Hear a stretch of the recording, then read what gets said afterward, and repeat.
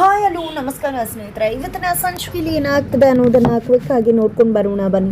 ಇಲ್ಲಿ ಹರಿ ಕುಡಿದ ಮತ್ತಿನಲ್ಲಿ ತನ್ನ ಹೆಂಡತಿಯನ್ನು ಅಧಿಕಾರವನ್ನು ಚಲಾಯಿಸಬೇಕು ಅನ್ನೋ ಕಾರಣಕ್ಕೆ ಚಂದನ ರೂಮಿಗೆ ಬಂದಿದ್ದಾರೆ.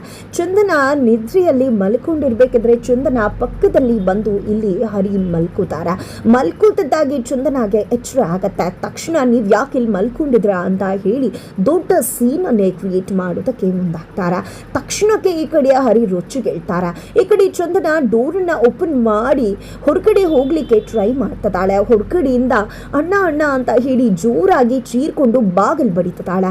ಅತ್ತ ಕಡೆ ಹೊರಗಡೆ ಇರ್ತಕ್ಕಂಥ ಮುತ್ತಣ್ಣ ಎಚ್ಚರ ಆಗಿದ್ದೆ. ಚಂದನ ಯಾಕೋ ಬಾಗಿಲು ಬಡಿತದಾಳೆ. ಎಲ್ಲರೂ ಎದ್ದೇಳಿ ಅಂತ ಎದ್ದೇಳಿಸ್ತಾರ. ಇತ್ತ ಕಡೆ ಡೋರ್ನ ಓಪನ್ ಮಾಡಿ ಅಂತ ಹೇಳಿ ಚಂದನ ಹೇಳ್ತಾ ಇದ್ರು. ಈ ಕಡೆ ಹರಿ ಮಾತ್ರ ಡೋರ್ ಹತ್ರ ಬಂದು ನಿಂತ್ಕೊಂಡಿದ್ದೆ. ಯಾಕ್ರಿ ಅಣ್ಣನ್ ಕರೀತಾ ಇದ್ರ?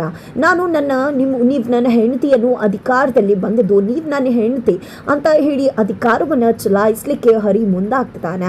ಆಗ ಚಂದನ ಹೆದರಿದ್ದೆ, ಹರಿಯನ್ನ ದಬ್ಬಿದೆ, ಡೋರನ್ನ ಓಪನ್ ಮಾಡಿದ್ದೆ, ಹೊರಗಡೆ ಬಂದೇ ಬಿಡ್ತಾಳೆ. ಈ ಕಡೆ ಹೊರಗಡೆ ಬರ್ತದಾಗೆ ಹರಿಯನ್ನ ಎಳ್ಕೊಂಡು ಬರ್ತಾರೆ ಮುತ್ತಣ್ಣ. ಏನಾಯ್ತು ನಿನ್ಗೆ? ಯಾಕೋ ಈ ರೀತಿ ಆಡ್ತಿದ್ಯಾ? ಚಂದನ ಯಾಕೆ ಹೆದರಿ ಹೊರಗಡೆ ಬಂದ್ಲು ಅಂತದ್ ಏನ್ ಮಾಡ್ದೆ ನೀನು ಅಂತ ಹೇಳಿ ಮುತ್ತಣ್ಣ ಪ್ರಶ್ನೆ ಮಾಡ್ತಿದ್ದಾರೆ.